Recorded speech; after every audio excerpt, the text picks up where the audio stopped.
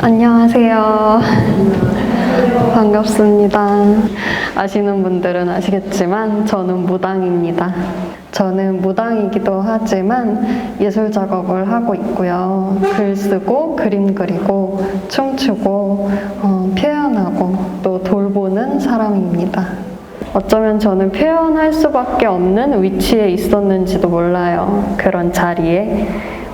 저는 10대 때는 이혼 가정에서 학교 밖 청소년으로 살았었고 20대 때는 가난한 여성 그리고 아픈 몸으로 이렇게 살았었고 그런 시기를 통과하면서 일종의 한을 많이 쌓았던 것 같아요.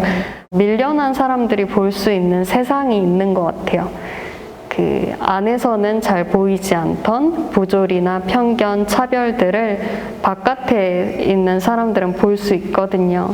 그래서 더 많은 존재들을 끌어안을 수 있고 바깥에 서 있으니까 그렇게 밀려난 자리에서 표현하게 되는 나의 간절함이 있는 거고 저도 그 간절함으로 계속 작업을 해왔고 그 간절함이 예술의 본질이자 샤머니즘의 시작이라고 생각해요.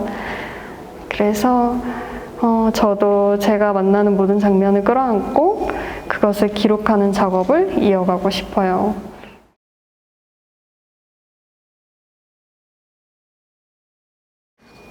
저도 20대 내내 고민했던 문제거든요. 국내에서 특히 제 조건으로는 일자리를 갖기가 어려웠어요. 그래서 사실 외국으로 도망치듯 간 것도 있었어요. 그렇게 떠나서 방랑 생활을 하던 되게 쓸모없고 성취감도 없는 그런 시간이 그래도 저한테는 귀중한 시간이었다고 느껴져요. 요즘에는 아트레빌이라는 사이트도 있는데 예술 작업을 하면서 이렇게 여행할 수 있는 외국에서 머물면서 그런 사이트도 있고 또 각 나라마다 장기 여행자들이 지내는 지역들이 있어요. 그런 지역에 가면 되게 저렴하게 숙식을 할 수 있고 무료로 카우치 서핑을 할 수 있는 곳도 많이 있고요. 그런 곳에서 저도 지냈거든요. 그렇게 돈 없이 생활하면서 위험한 적도 많았고 노숙도 하고 그렇게 생활을 했었지만 그렇게 생활하는 게 저한테는 잘 맞았고 근데 사실 모든 사람이 그런 여건이 되는 건 아니에요. 근데 질문해 주신 분은 왠지 그렇게 하셔도 좋을 것 같아서 3개월에서 3년 정도 이렇게 살다가 오셔도 괜찮을 거라고 저는 느껴지고 또 사실 요즘 저는 여행이나 이동, 경험의 확장이라는 게 꼭 어떤 물리적인 이동을 하지 않아도 괜찮다고 느껴요. 관계를 확장하고 상상력의 이동을 하면 가능한 거라고 느끼거든요. 새로운 책을 읽으면서 새로운 세계를 만나게 되고 새로운 삶을 마주치면서 또 상상력이 확장되고 접속하고 표현하는 방식에 대한 상상력을 조금 넓히면 되게 다양한 방식으로 가능하다고 느껴요. 또 요즘에 코로나 때문에 외국에 가기도 힘들기도 하고 인터넷으로 많이 소통하잖아요. 그래서 인터넷을 통해서 작업하는 분들도 많아지고 있고 인터넷을 통해서 콜라보를 하시는 것도 전 좋다고 생각해요. 잘 하실 거라고 느끼고 응원합니다.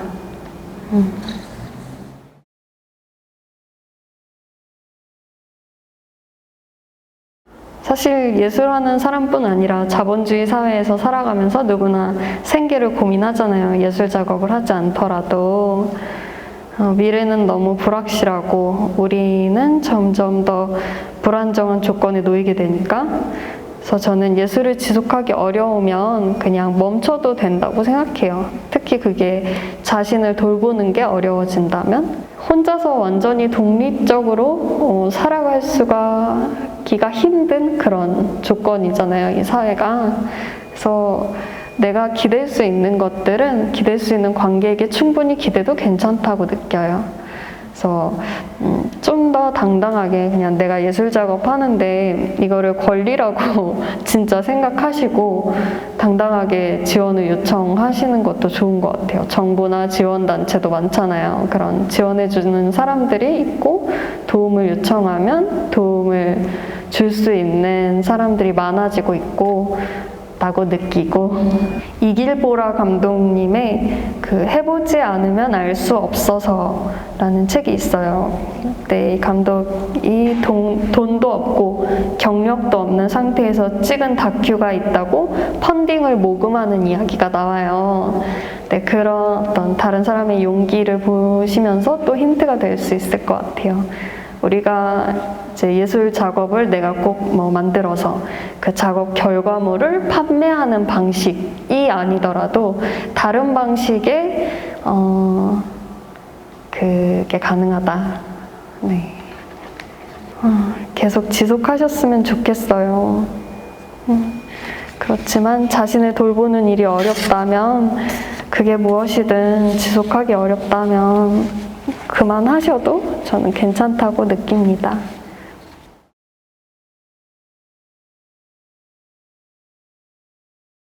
이 자본주의 사회에서 예술도 상품화되죠. 그래서 자주 까먹게 되는 것 같아요. 예술이 비교 불가능한 건데 자꾸 비교를 하려고 그러고 경쟁하고 평가하려고 그러고 비교 대상이 아니잖아요. 예술은 각자의 삶의 맥락에서 고유한 그 표현이 있고, 그래서 비교나 평가할 수 없는 것이고, 그런 점에서 어떤 내가 할 수 있는 완벽한 윤리적인 작업, 이런 기준 또한 없다고 생각해요.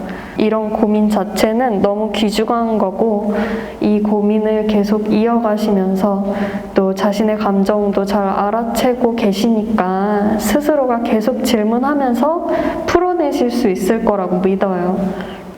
매력시장이라는 말 있잖아요. 진짜 날카롭고 맞는 말이라서 저도 되게 공감이 되는데, 예술도 이 세계의 질서에서 자유로울 수가 없잖아요. 사실 이 세계의 질서에 맞서자고 작업을 하는 것인데, 외모나 명성, 이런 다양한 권력 관계가 예술계에도 존재한단 말이죠. 그래서 저도 그런 허탈감을 느끼는 순간들이 계속 있었어요. 하지만 그럼에도 꾸준히 자기 위치에서 표현하는 이들이 존재했고, 그들의 이야기가 10년, 20년이 지나서 읽히고 들리는 순간들이 있다는 믿음이 있어요. 실제로 그렇게 되고 있는 모습을 저는 목격하고 있고, 그래서 저와 저 주위의 작은 목소리들에게 연대하는 마음으로 계속 작업하면 그런 허탈감이 좀 작아지는 것 같아요. 그런 말씀을 드리고 싶고, 이 질문을 하신 분에게는 되게 따뜻함이 느껴지는데, 이렇게 따뜻한 분들이 날카롭게 보더라고요. 이렇게 날카로운 질문을 해주셔서 감사하고 계속 작업 이어가셨으면 좋겠습니다.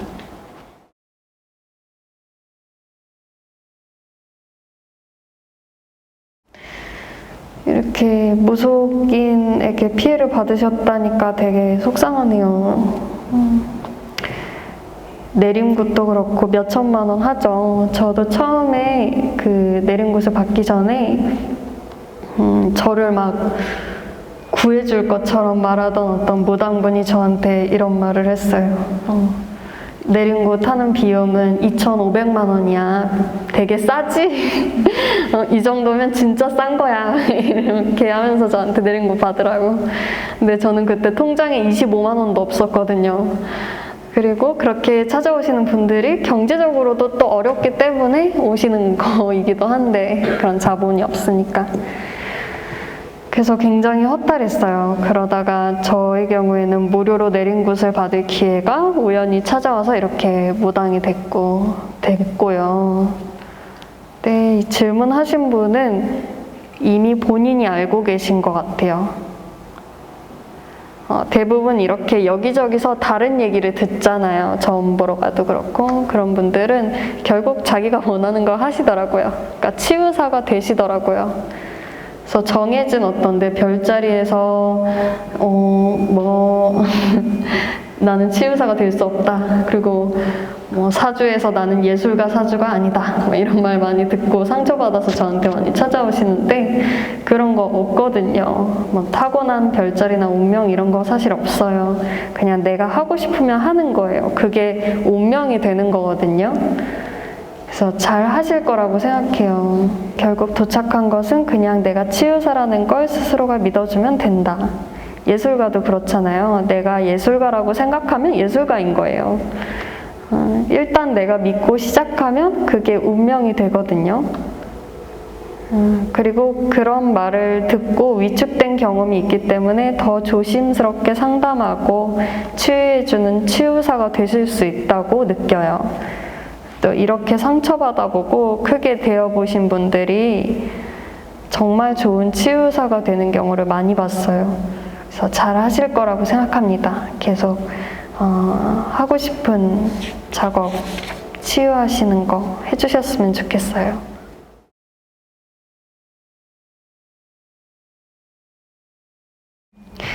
사실 작업에 확신이 들지 않는다면 잠시 작업을 내려놓아도 괜찮다고 생각해요. 그리고 다른 방식으로 풀어주시면 좋겠죠. 그렇게 풀어주는 것도 작업하는 과정의 일부라고 느끼고, 내 작업에 확신이 들지 않을 때는 내가 꼭 어떤 한 가지 방식으로만 작업을 해야 된다는 걸 놓고, 내가 한 번도 도전해보지 못한 거, 내가 그림만 그렸다면 춤도 춰보시고, 내가 춤만 췄다면 어떤 영상, 이야기를 만드는 작업도 해보시고, 이런 식으로 다양하게 몸을 움직여주시면 좋을 것 같아요. 그리고 이 작업이 결과물이 아니라 그 과정 자체잖아요. 그거를 까먹게 되는 때가 많은 것 같아요. 그래서 저는 퍼포먼스라는 장르를 가장 좋아하는데 그 과정 자체가 결과물이 되는 것이기 때문에 그래서 그런 부담감을 내려놓으시고, 이제 그림을 그리려면 그림을 꼭 배워야 되는 것도 아니고, 노래도 춤도 그렇잖아요. 그냥 내가 하면 되는 거거든요. 그래서 작업도 꼭 한 가지 주제로 해야 한다는 압박감을 내려놓고 좀 자유로워지시면 좋을 것 같다고 느껴요.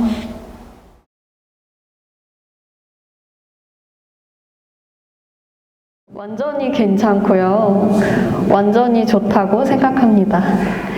저한테 상담을 하러 얼마 전에 손님이 오셨는데, 그분은 외국에서 예술 활동을 하는 분이었어요. 퍼포먼스도 하고 그림을 그리는 분이었는데, 퍼포먼스 할 때마다 신령들, 귀신들에게 빙의가 되는 식으로 자꾸 찾아오는데 이거를 어떻게 해야 될지 모르겠다고, 이거를 내림굿을 하는 방식으로 풀어야 될지 아니면 그냥 이대로 나 괜찮을까요? 이런 고민을 하셨어요.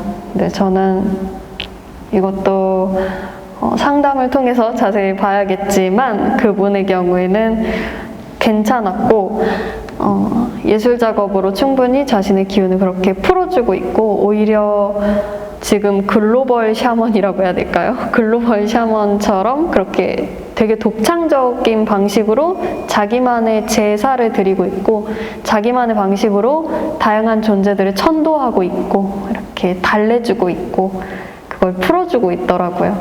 그런 작업을 계속 하시면 된다고 느껴요. 네, 얘기 들으면서 저도 저의 경험이 떠올랐는데, 저의 경우에는 인도에서 그 일본의 부토춤이라고 있어요. 영혼의 춤이라고 불리는데, 그 춤을 추다가 트랜스 상태가 된 거예요.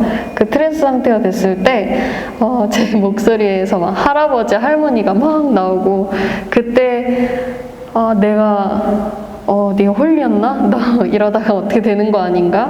그래서 되게 혼란스러웠었는데, 그때 주변에서는 예술 작업으로 계속 풀어주면 된다. 그리고 어떤 사람들은 내린 곳을 해라. 이렇게 많이 얘기를 해주셨는데 내린 곳을 해도 결국 내가 하고 싶은 예술 작업은 계속 하는 건 똑같구나 이런 걸 느끼거든요. 그래서 내가 어떤 제의나 신령들이나 이런 샤머니즘의 기존의 어떤 질서들을 잘 모른다고 해서 그거를 함부로 할 수 있는, 없는 그런 게 따로 있는 게 아니다. 그러니까 괜찮다는 걸 말씀드리고 싶었어요.